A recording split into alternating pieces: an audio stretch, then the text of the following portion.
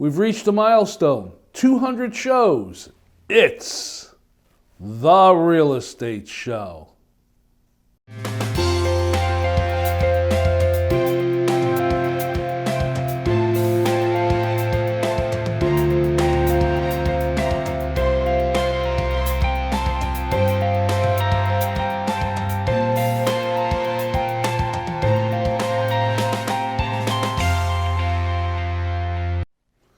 Welcome to the Real Estate Show. My name is Rick Naples. I am the owner-broker of Zone Realty LLC. You zone your home. Well, we've reached it. This is episode number 200. And I'm filming here at a garage, which is adjacent to the Zone Realty office in Plainville, Connecticut. And the reason why I chose the garage was quite honestly to try not to have too many things around me that would distract me during the time that I'm talking to you about this particular episode. You know, we started this show back in 2011 here on Nutmeg TV, and I never had the wildest dream that I would be here on this station to film over 200 episodes of this show. Real estate is a pretty simple subject. I mean, basically you find a house you want to buy, or a seller is selling a house they want to sell, and the two parties get together and they make a transaction and keys exchange hands, right? Well, unfortunately, that's just not the simple thing. Real estate transactions can be very complicated. They can also be very long. And I'm always challenging myself during real estate shows to come up with topics that I think you might find interesting. And sometimes I do get off the path a little bit and find a few things that are a little entertaining or are kind of tongue-in-cheek about real estate, and I share them with you. You know, my biggest challenge, as I said, in doing the real estate show is coming up with a subject for the show. And I've successfully done it now. As I've said, this will be the 200th time. 200 shows, you know, that's an interesting number to reflect on because not very many things last for 200 years or 200 shows or 200 anything. I put together this little presentation that I want to share with you, which basically just expresses our feeling here on reaching the 200th show. Let's celebrate.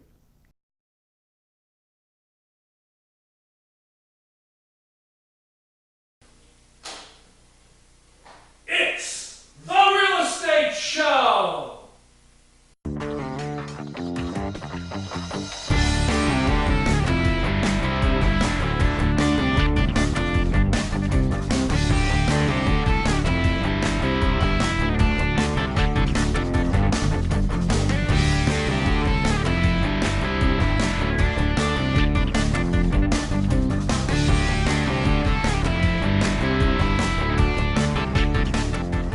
So on today's show, we're going to talk a little bit about some of the seller secrets, some of the things that you can do to help set your home apart from the other homes that will be coming on the market to maybe attract that offer.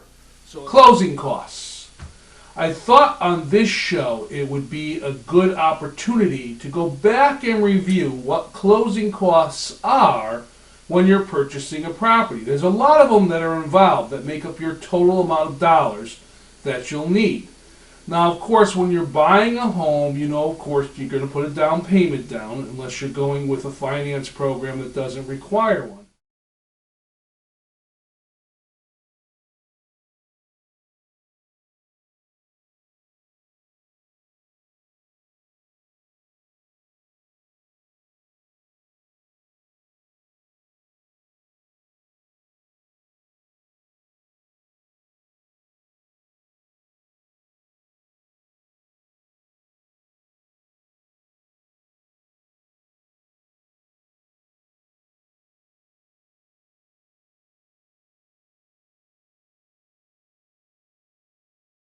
This is a milestone show, as I said. We're reaching number 200. And when you do 200 shows talking about different topics of real estate, you try not to repeat yourself too much.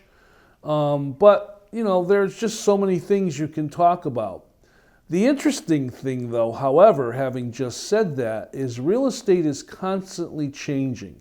The markets change, the type of houses that go on the markets change. We see changes as far as laws are concerned, regulations, policies, disclosures. Realtors spend a lot of time continuing to educate themselves just to keep up with all that goes on so they can provide the service level that you require of them for the amounts of money that they get paid. One of the other things, too, about doing the real estate show when I'm talking about doing 200 episodes is I look back on those episodes and I realize that we, too, have made some changes. As the television station has progressed in technology and technique, we've ridden along and taken advantage of some of those things. We've made little changes as far as how we do our presentations, the opening of the show, the closing of the show, and so on and so forth. And of course, we enjoy filming with high-definition cameras. This makes a big difference, and we hope as we go forward, there'll be even more progressive changes that we'll be able to share with you here on the Real Estate Show. I was sitting at my desk and I was thinking about this episode, and sometimes my mind wanders and I get a little bit creative, and I started to think, geez, 200, that's a big number when it comes to television shows, but 200 is also a big number when it comes with a span of time. So I started to look up what was going on 200 years ago. We're in the year 2020. So what was happening 200 years ago? Let's take a look.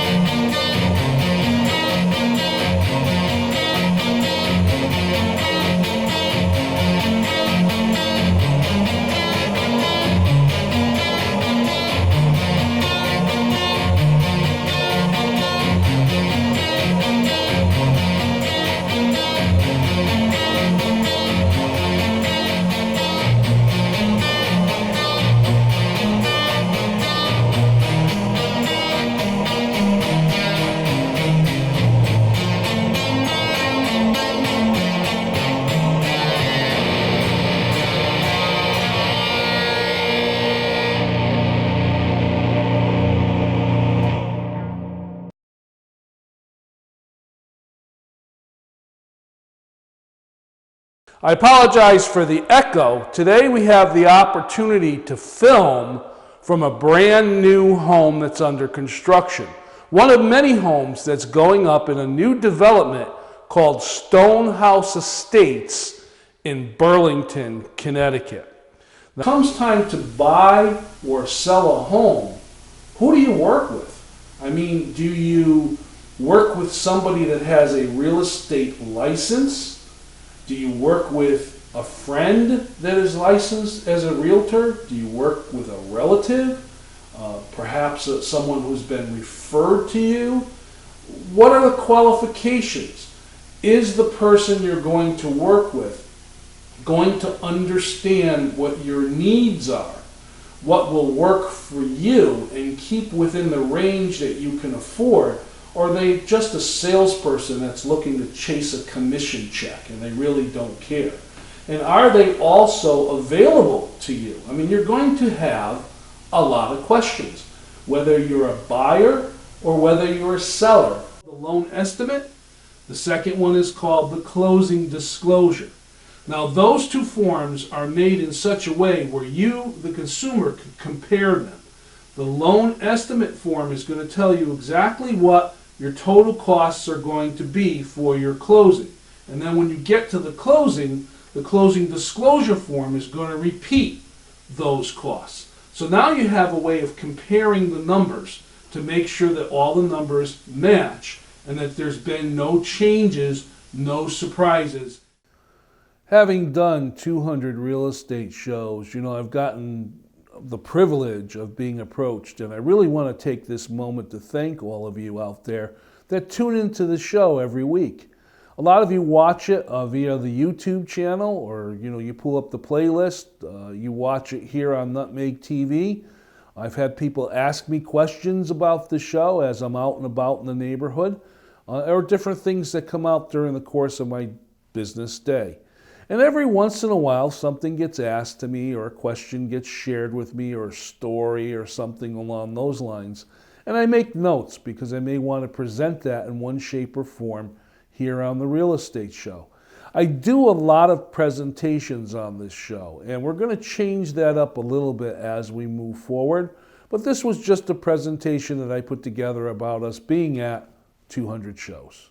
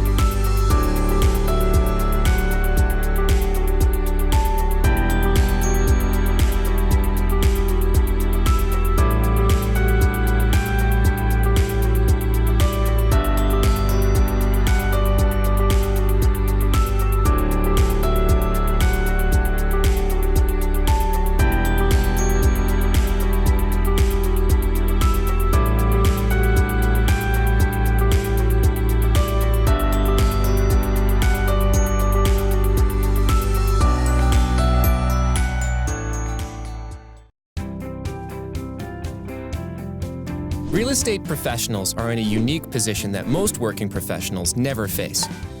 They often share their contact information openly with others, meet unknown clients, and walk through vacant properties, to name a few. It's because of the unique nature of this business that it's critical for all real estate professionals to have a personal safety protocol in place that they follow every day, with every client, every time. And that includes with you. So, what kind of safety protocols might your real estate agent take? When meeting you for the first time, your agent might not meet you at the property right away without first having an initial meeting at the office, regardless of you or your agent's gender. You wouldn't want to meet a stranger at an unknown location, would you? Hey, how you doing? No. During the initial meeting, your agent may make copies of your driver's license and pre-approval letter for their records. This precaution allows the agent to keep a record at the office of who his or her clients are and a calendar of appointments. When first meeting with your agent, you'll also discuss the types of real estate you're interested in and walk you through the process. Now your agent can arrange showings, meet you at properties, and schedule open houses to help you through the biggest financial decision of your life. When viewing a property, your agent may ask that you drive separately. Please don't be offended. This is a safety precaution for you as much as it is for your agent. Not to mention you may both have appointments to go to afterward. Hey, this is cute. When viewing a property, you may need to sign in with your name and phone number or show a photo ID. This is so the seller's agent knows who entered the house. If you were opening your home to strangers, you'd want to know who was there too. As you tour a property, your agent may walk behind you. This is not only a routine safety measure, it also allows you to see the room first and make your own impressions. And many agents won't go into attics, garages, or basements, but feel free to look around and let your agent know what you thought. If you want to see a property that's vacant, It's got potential. your agent may only show it during daylight hours. Vacant properties should be seen during the day when you can see what safety hazards may exist, like a loose floorboard or any defects the house may have, like mold. When showing your property or hosting an open house, before opening your home to potential buyers, your agent may ask you to board your pets and remove jewelry, family photos, credit card receipts, artwork, prescription drugs, and valued possessions from the home. This is just one way your agent is looking out for you to keep your property and belongings secure. Your agent may bring a colleague to host your open house. If there are several potential buyers walking through the home, even better to have two agents on hand to answer questions and keep an eye on things. Safety is an important part of real estate, and we appreciate you respecting the protocols and processes that have been put into place to keep you and your agent safe.